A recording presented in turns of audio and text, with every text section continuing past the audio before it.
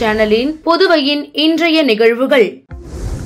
புதுச்சேரியில் கடந்த மார்ச் மாதம் வாய்க்காலை சீரமைக்கும் பணியின் போது ஏற்பட்ட விபத்தில் உயிரிழந்த 5 தொழிலாளிகளின் குடும்பத்தினருக்கு தலா 10 லட்சம் நிதி உதவியினை முதலமைச்சர் ரங்கசாமி வழங்கினார். புதுச்சேரியில் கடந்த மார்ச் மாதம் தேங்காய்திட்டு மரப்பாலம் மின் நிலையம் சுற்றுச்சூழல் ஒட்டி உள்ள வாய்க்காலை தூர்வாரும் பணியின் போது ஏற்பட்ட விபத்தில் 5 தொழிலாளர்கள் உயிரிழந்தனர். 3 பேர் படுகாயம் அடைந்தனர். இந்நிலையில் உயிரிழந்த 5 தொழிலாளர்களின் குடும்பத்தினருக்கு தலா 10 லட்சம் வீதம் என 50 லட்சத்தை பாதிக்கப்பட்ட குடும்பத்தினருக்கு முதலமைச்சர் ரங்கசாமி வழங்கினார். மேலும் காயமடைந்த 3 பேரின் குடும்பத்தினருக்கு தலா 3 லட்சம் வழங்கினார். இந்த நிகழ்ச்சியின் போது அமைச்சர் லட்சுமி நாராயணன், சட்டமன்ற உறுப்பினர் சம்பத் உட்பட அதிகாரிகள் உடனிருந்தனர். புதுச்சேரி அரசின் அலுவல் விதிகளில் காலத்திற்கு ஏற்ப மாற்றம் செய்ய முடிவு செய்யப்பட்டுள்ள தலைமை செயலரை சேர்மனாக கொண்டு புதிய உயர்மட்ட கமிட்டி ஏற்படுத்தப்பட்டுள்ளது. புதுச்சேரி அரசு செயல்படும் விதம் குறித்து கடந்த 1963ஆம் ஆண்டு இயற்றப்பட்ட புதுச்சேரி அரசு அலுவல் விதிகள் எடுத்துரைக்கிறது. முதலமைச்சர், அமைச்சர், சட்டமன்ற உறுப்பினர்கள் ஆகியோருக்கு உள்ள அதிகாரங்கள், அரசு துறைகள் எப்படி செயல்பட வேண்டும் என்று இந்த அரசு அலுவல் விதிகள் பட்டியலிடுகின்றன.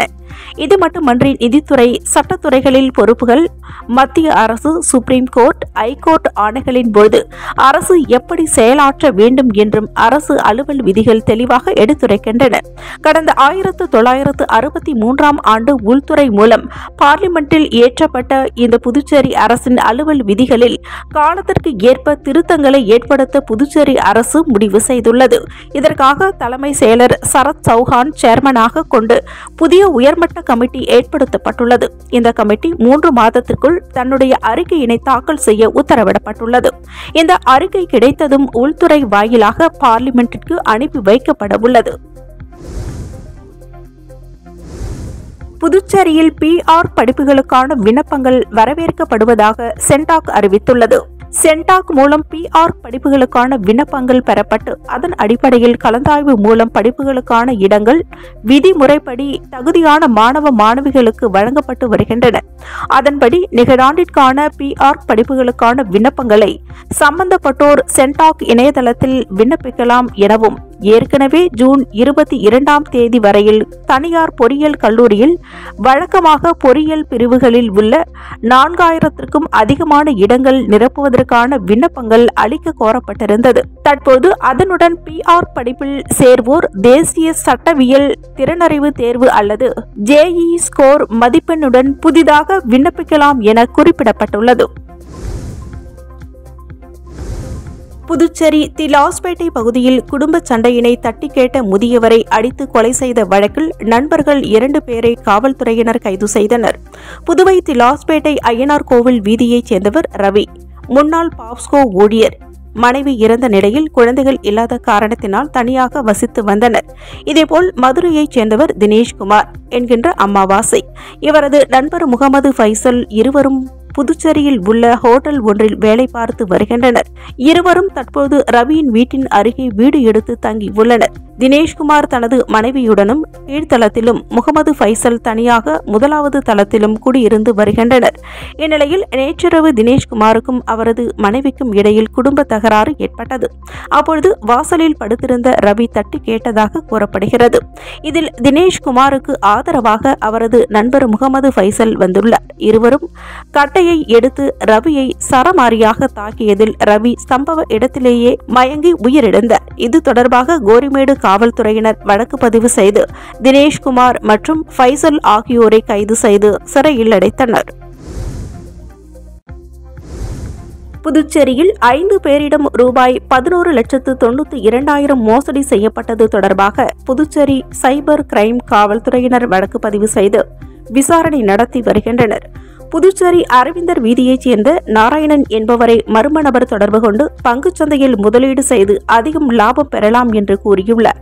இதை நம்பி நாராயணனும் மர்ம நபர் வழங்கிய ஆப்பில் ரூபாய் 3,69,000 முதலீடு செய்து ஏமாந்துள்ளார்.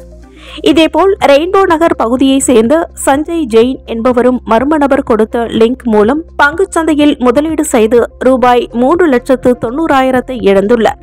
இதேபோல் காரைக்கால் பகுதியைச் சேர்ந்த கோமதி என்பவரை மர்ம நபர் தொடர்பு கொண்டு வீட்டில் இருந்தபடி ஆன்லைன் மூலம் அதிகம் பணம் சம்பாதிக்கலாம் என கூறியுள்ளார். இதை நம்பி கோமதியும் ரூபாய் 2,90,000 முதலீடு செய்து மோசடி கும்பலிடம் ஏமாந்துள்ளார். மேலும் மாகை பகுதியைச் சேர்ந்த மினி வலசுராஜன் ரூபாய் 1,30,000 மற்றும் திருபுவனை பகுதியைச் சேர்ந்த விஜயகுமார் ரூபாய் 13,000 இணைவழி மோசடியில் பணத்தை இழந்துள்ளார். மேற்கூறிய நபர்கள் 5 பேர் ரூபாய் 11,92,000 மோசடி கும்பலிடம் இழந்துள்ளனர். புகாரின் பேரில் சைபர் கிரைம் காவல்துறையினர் வழக்கு பதிவு செய்து விசாரணை நடத்தி வருகின்றனர். புதுச்சேரி நெல்லித்தோப்பில் ஓடும் பைக் திடீரென தீப்பிடித்து எரிந்ததால் பரபரப்பு ஏற்பட்டது. தீயணைப்பு வீரர்கள் விரைந்து வந்து தீயினை அணைத்து பெரும் விபத்தை தவிர்த்தனர்.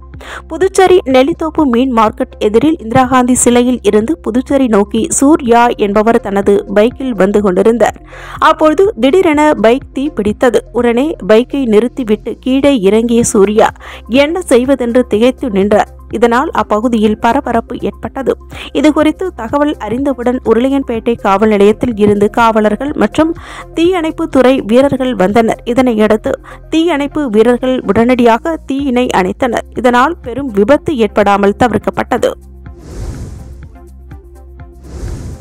மருந்து பாதுகாப்பில் புதுவை சுகாதாரத்துறை உயர்தரத்தை நிலைநிறுத்தி வருவதாக சுகாதாரத்துறை இயக்குநர் டாக்டர் ஸ்ரீராமுலு தெரிவித்துள்ளார்.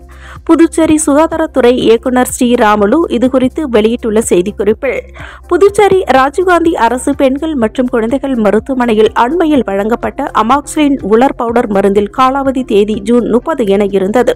ஆகவே குறிப்பிட்ட காலாவதி தேதிக்கு முன்னர் தான் மருந்தின் செயல்திறன் மற்றும் நுகர்விற்கான பாதுகாப்பு முற்றிலும் உறுதி செய்யப்பட்டது. மருந்தின் காலாவதி தேதியானது முழு ஆற்றல் மற்றும் பாதுகாப்பிற்காக உற்பத்தியாளர்களால் உத்தரவாதம் அளிக்கப்பட்ட காலக்கெடுவை குறிப்பதாக உள்ளது. ஜூன் 24 என மருந்து லேபிள்களில் குறிப்பிடும்போது அது அந்த குறிப்பிட்ட தேதி வரையில் இருக்கும். நோயாளியின் பாதுகாப்பு மற்றும் மருந்து பராமரிப்பு ஆகியவற்றில் புதுவை சுகாதாரத்துறை உயர்தரத்தை நிலைநிறுத்தி வருகிறது. அனைத்து மருந்துகளும் அரசின் அங்கீகாரம் பெற்ற ஆய்வாளர்கள் மூலம் தரம் மற்றும் ஆற்றல் குறித்து சரியான சோதனைக்கு பிறகே கொள்முதல் செய்யப்படுகின்றன. அனைத்து மருந்துகளின் கையிருப்புகளில் காலாவதி தேதி தகுந்த நேரத்தில் சரிபார்க்கப்படுகிறது என குறிப்பிடப்பட்டுள்ளது. பிரதமர் நரேந்திர மோடி தலைமையிலான அமைச்சரவையில் இடம்பெற்றுள்ள மத்திய அமைச்சர்களை சபாநாயகர் செல்வம் தலைமையில் பாஜக சட்டமன்ற உறுப்பினர்கள் நேரில் சந்தித்து வாழ்த்து தெரிவித்தனர். மக்களவைத் தேர்தலில் பாஜக கூட்டணி வெற்றி பெற்று ஆட்சி அமைத்துள்ளது. அதைத் தொடர்ந்து நரேந்திர மோடி 3வது முறையாக பதவியினை ஏற்றுக்கொண்ட இந்நிலையில் நரேந்திர மோடியின் அமைச்சரவையில் இடம்பெற்று மத்திய அமைச்சர்களாக பொறுப்பேற்றுக் கொண்ட மத்திய அமைச்சர்கள் கிஷன் ரெட்டி, எல் முருகன், அர்ஜுன் ராம் மேக்வால் ஆகியோரை புதுச்சேரி சட்டப்பேரவை தலைவர் செல்வம் தலைமையில் முதலமைச்சரின் பாராளுமன்ற செயலாளர் ஜான்குமார், சட்டமன்ற உறுப்பினர்கள் ரிச்சர்ட் ஜான்குமார், ராமலிங்கம் மற்றும் பாஜக மாநில செயலாளர்கள் ஜெயக்குமார், ரத்தினவேல், மாநில விவசாய அணித்தலைவர் ராமு ஆகியோர் நேரில் சந்தித்து மத்திய அமைச்சர்களுக்கு வாழ்த்து தெரிவித்தனர். புதுச்சேரி மாநிலத்தின் முன்னாள் முதலமைச்சரும் மாநில கழகத்தின் முன்னாள் அமைப்பாளருமான RV ஜானகிராமன் அவர்களின் 5ஆம் ஆண்டு நினைவு தினத்தையொட்டி சட்டமன்ற எதிர்க்கட்சித் தலைவர் சிவா தலைமையில் ஜானகிராமனின் திருவுருவ படத்திற்கு திராவிட முன்னேற்றக் கழகத்தினர் மலர்தூவி மரியாதை செலுத்தினர். புதுச்சேரி மாநிலத்தின் முன்னாள் முதலமைச்சரும் மாநில கழகத்தின் முன்னாள் அமைப்பாளருமான RV ஜானகிராமன் அவர்களின் 5ஆம் ஆண்டு நினைவு தினம் இன்று அனுசரிக்கப்பட்டது. தலைமை செயற்குழு உறுப்பினர் JVS சரவணன் மற்றும் ஜானகிராமன் குடும்பத்தினர்கள் ஏற்பாட்டின் பேரில் ஆம்பூர் சாலையில் உள்ள அவரது இல்லத்தில் அலங்கரித்து வைக்கப்பட்டிருந்த ஜானகிராமன் திரு உருவ படத்திற்கு திராவிட முன்னேற்றக் கழக அமைப்பாளரும் சட்டமன்ற எதிர்க்கட்சித் தலைவருமான சிவா தலைமையில் திராவிட முன்னேற்றக் கழகத்தினர் மலரஞ்சலி செலுத்தினர். இந்த நிகழ்ச்சியில் முன்னாள் அமைச்சர் நாராயணசாமி, அவைத்தலைவர் சிவக்குமார், சட்டமன்ற உறுப்பினர்கள் அனிபால் கென்னடி, செந்தில்குமார், சம்பத் உள்ளிட்ட கழக நிர்வாகிகள் ஏராளமானவர்கள் கலந்து கொண்டு ஜானகிராமனின் திரு உருவ படத்திற்கு மலர்தூவி மரியாதை செலுத்தினர். புதுச்சேரி கிராமப்புற பகுதிகளில் சில தினங்களாக 12 மணி நேரத்திற்கும் மேலாக அறிவிக்கப்படாத மின்வெட்டை கண்டித்து திருக்கனூர் மின்துறை அலுவலகத்தை முற்றுகையிட்டு கிராம மக்கள் போராட்டத்தில் ஈடுபட்டதால் பரபரப்பு ஏற்பட்டது. புதுச்சேரியில் திருக்கனூர், மண்ணாடிப்பட்டு, செல்லிப்பட்டு, சோரப்பட்டு, வாதனூர் உட்பட 10க்கும் மேற்பட்ட கிராமப்புறங்களில் கடந்த சில தினங்களாக 12 மணி நேரத்திற்கும் மேலாக அறிவிக்கப்படாத மின்வெட்டு உள்ளது. இதனால் விவசாயிகள், முதியவர்கள், மாணவர்கள் மற்றும் பொதுமக்கள் கடுமையாக பாதிக்கப்பட்டுள்ளனர். இது தொடர்பாக அதிகாரியிடம் முறையிட்டும் எந்த நடவடிக்கையும் எடுக்கவில்லை என கூறப்படுகிறது. இந்நிலையில் திருக்கனூர் மற்றும் அதை சுற்றி உள்ள பகுதிகளைச் சேர்ந்த கிராம மக்கள் ஒன்று திரண்டு திருக்கனூர் மின்துறை அலுவலகத்தை முற்றுகையிட்டனர். அப்பொழுது அதிகாரிகளும் ஊழியர்களும் பணிக்கு வராததால் அலுவலகத்தில் உள்ளே நுழைந்த பொதுமக்கள் அதிகாரிகளின் நாற்காலியில் உட்கார்ந்து வேலை செய்வது போல் போராட்டத்தில் ஈடுபட்டனர். இதுகுறித்து தகவல் அறிந்த காவல்துறையினர் மற்றும் அதிகாரிகள் விரைந்து வந்து போராட்டத்தில் ஈடுபட்ட மக்களிடம் உடனடியாக நடவடிக்கை எடுக்கப்படும் என உறுதி அளித்ததை தொடர்ந்து போராட்டம் கைவிடப்பட்டது. மின்துறை அலுவலகத்திற்குள் பொதுமக்கள் புகுந்து போராட்டத்தில் ஈடுபட்ட சம்பவம் அப்பகுதியில் பெரும் பரபரப்பை ஏற்படுத்தியுள்ளது. 10 ஆண்டு காதலித்த பிலிப்பைன்ஸ் நாட்டு காதலியை தமிழ் பாரம்பரிய முறைப்படி புதுச்சேரி இளைஞர் திருமணம் செய்தார். புதுச்சேரி முத்தியால்பேட்டையை சேர்ந்தவர் வெங்கட்ராம். பிடெக் படித்த இவர் தனியார் நிறுவனத்தில் பணிபுரிவதற்காக பிலிப்பைன்ஸ் நாட்டிற்கு சென்றிருந்தார். அங்கேயே தங்கி பணிபுரிந்து வந்தார். அப்பொழுது பிலிப்பைன்ஸ் நாட்டைச் சேர்ந்த கிளேசி பெத் சிம்பானன் ஓபா என்ற பெண்ணுடன் வெங்கட்ராமிற்கு பழக்கம் ஏற்பட்டுள்ளது. இந்த பழக்கம் நாளடைவில் காதலாக மாறியது. இந்நிலையில் இருவரும் காதலிப்பதை தங்களது வீட்டாரிடம் தெரிவித்துள்ளனர். இதற்கு இரு வீட்டார்களும் சம்மதம் தெரிவித்தனர். இதனையடுத்து 10 ஆண்டு காதல் வாழ்க்கை திருமண வாழ்க்கையாக முடிவு செய்யப்பட்டு புதுச்சேரியைச் சேர்ந்த வெங்கட்ராமுக்கும் பிலிப்பைன்ஸ் நாட்டைச் சேர்ந்த கிளேசி பெத் சிம்பானன் ஓபாவிற்கும் திருமணம் நிச்சயிக்கப்பட்டது. அதன்படி இன்று புதுச்சேரி முத்தியால்பேட்டை அருள்மிகு பொன்னு மாரியம்மன் ஆலயத்தில் தமிழ் பாரம்பரிய முறைப்படி திருமணம் நடைபெற்றது. இதில் மணப்பெண் தமிழ் முறைப்படி கூரை சேலை கட்டி புரோகிதர் வைத்து மந்திரங்கள் ஓத சாஸ்திர சம்பிரதாயத்துடன் திருமணம் நடைபெற்றது. இதில் இரு வீட்டார்கள், உறவினர்கள், நண்பர்கள் மற்றும் பொதுமக்கள் என அனைவரும் திரளாக கலந்து கொண்டு மணமக்களை வாழ்த்தினர். பிலிப்பைன்ஸ் நாட்டில் இருந்து பெண்ணின் உறவினர்கள் திருமணத்தை காணும் வகையில் இணையதளம் மூலமாக நேரடி காட்சிகளுக்கும் ஏற்பாடுகள் செய்யப்பட்டிருந்தது என்பது குறிப்பிடத்தக்கது. காரைக்காலில் ஃபிட்னஸ் ஜோன் சார்பில் மிஸ்டர் சவுத் இந்தியன் ஆணழகன் போட்டி நடைபெற்றது. இதில் தமிழகம், புதுச்சேரி என 5 மாநிலத்தைச் சேர்ந்த 200க்கும் மேற்பட்ட போட்டியாளர்கள் கலந்து கொண்டனர். புதுச்சேரி மாநிலம் காரைக்காலில் ஃபிட்னஸ் ஜோன் சார்பில் கடற்கரை மேடையில் இந்த ஆண்டிற்கான மிஸ்டர் சவுத் இந்தியன் ஆணழகன் போட்டி நடைபெற்றது. இப்போட்டியில் தமிழகம், புதுச்சேரி, ஆந்திரா, கர்நாடகா, கேரளா என 5 மாநிலங்களைச் சேர்ந்த 200க்கும் மேற்பட்ட போட்டியாளர்கள் கலந்து கொண்டனர். இப்போட்டியானது எடைப்பிரிவிற்கு தகுந்தாற்போல் 6 கட்டங்களாக நடைபெற்றது. இதில் வெற்றி பெற்றவர்களுக்கு ரொக்கப்பணம் மற்றும் நினைவு பரிசுகள் வழங்கப்பட்டது. மேலும் இந்த ஆண்டிற்கான மிஸ்டர் சவுத் இந்தியன் பரிசை ஓவரால் சாம்பியனான மதுரையைச் சேர்ந்த துரை முதல் பரிசை தட்டிச் சென்றார். மேலும் ஆணழகன் போட்டியை காண ஆண்கள், பெண்கள் என ஏராளமான ரசிகர்கள் கடற்கரையில் குவிந்து இருந்தனர். சேந்தனூர் கிராமத்தில் அமைந்துள்ள பாலமுத்து மாரியம்மன் ஆலயத்தில் நடைபெற்ற கும்பாபிஷேக விழாவில் திரளான பக்தர்கள் பங்கேற்று சுவாமி தரிசனம் செய்தனர்.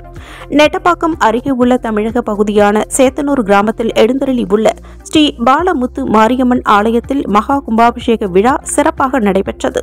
முன்னதாக விக்னேஸ்வர பூஜை, கணபதி ஹோமம், நவகிரக ஹோமம், வாஸ்து சாந்தி, முதல் 2, 3 மற்றும் 4 கால யாக பூஜைகள் போன்றவை நடைபெற்றன.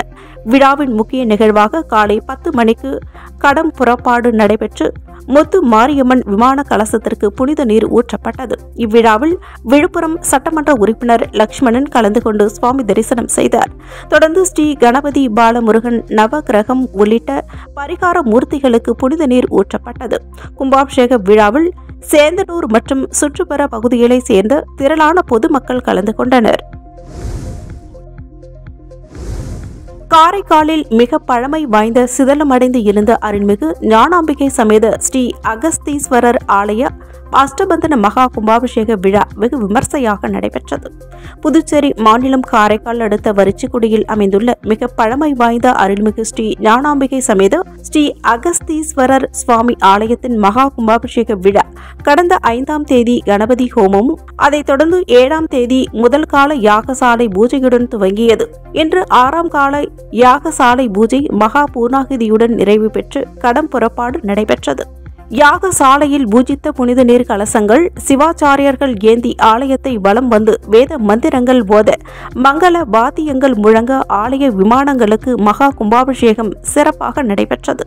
தொடர்ந்து மகா தீபாராதனை காண்பிக்கப்பட்டது. இதனையடுத்து ஸ்ரீ அகஸ்தீஸ்வரர் சுவாமி, ஸ்ரீ ஞானாம்பிகை அம்மன் உள்ளிட்ட மூலவர்களுக்கு மகா கும்பாபிஷேகமும் மகா தீபாராதனையும் நடைபெற்றது. கும்பாபிஷேக விழாவில் புதுச்சேரி அமைச்சர் திருமுருகன், சட்டமன்ற உறுப்பினர் சந்திர பிரியங்கா, திருப்பணிக்குழு அறங்காவலர் குழு நிர்வாகிகள் உட்பட ஆயிரக்கணக்கான பக்தர்கள் கலந்து கொண்டு சுவாமி தரிசனம் செய்தனர்.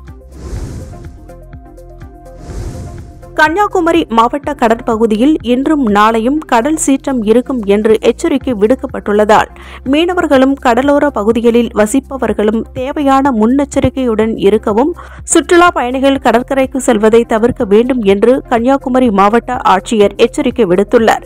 இது தொடர்பாக அவர் வெளியிட்டுள்ள அறிக்கையில், கன்னியாகுமரி மாவட்டத்தில் 10/6/2024 மற்றும் 11/6/2024 ஆகிய நாட்களில் அனைத்து கடற்கரைகளிலும் கடல் சீற்றம் இயல்பை விட அதிகமாக இருப்பதாக தேசிய பெருங்கடல் தகவல் சேவை மையம் மற்றும் தேசிய பேரிடர் மேலாண்மை ஆணையம் எச்சரிக்கை விடுத்துள்ளன. கடலில் திடீரென பலத்த காற்று வீசுவதோடு கடலோர பகுதிகளில் கொந்தளிப்புடன் காணப்பட வாய்ப்புள்ளது. எனவே மீனவர்களும் கடலோர பகுதிகளில் வசிக்கும் மக்களும் தேவையான முன்னெச்சரிக்கை நடவடிக்கைகளை மேற்கொள்ள வேண்டும் என்றும், மேலும் சுற்றுலா பயணிகள் எவரும் கடற்கரை பகுதிகளுக்கு செல்வதை தவிர்க்க வேண்டும் எனவும் கேட்டுக் கொள்ளப்படுகின்றது. கொரிய தீபகற்பத்தில் ஏவுகணை மற்றும் அணு ஆயுத சோதனைகளை வடகொரியா நடத்தி வருகிறது. இந்நிலையில் தற்போது நூற்றுக்கணக்கான பலூன்களை தென்கொரியா எல்லையில் வடகொரியா பறக்க விடுகிறது. இதன் மூலம் சிகரெட் துண்டுகள், பேட்டரி உள்ளிட்ட குப்பைகளை தென்கொரியா எல்லைக்குள் வடகொரியா கொட்டியது. இதனால் ஆத்திரம் அடைந்த தென்கொரியா 2018 போடப்பட்ட வடகொரியாவுடனான ராணுவ ஒப்பந்தத்தை நிறுத்தியது. இதனையடுத்து வடகொரியாவிற்கு எதிரான பிரச்சார ஒலிபெருக்கியினை தென்கொரியா மீண்டும் தொடங்க முடிவு செய்துள்ளது. அதன்படி வடகொரியா தலைவர் கிம் ஜாங் அன் எதிர்ப்பு பிரச்சாரம் மற்றும் பிரபல தென்கொரிய பாடல்கள் போன்றவை ஒலிபெருக்கி மூலம் ஒளிபரப்பப்படும். மேலும் வடகொரியாவிற்கு எதிரான வாசகங்கள் அடங்கிய சுமார் 2 லட்சம் துண்டு சீட்டுகளும் தென்கொரிய எல்லையில் பறக்க விடப்படவுள்ளது.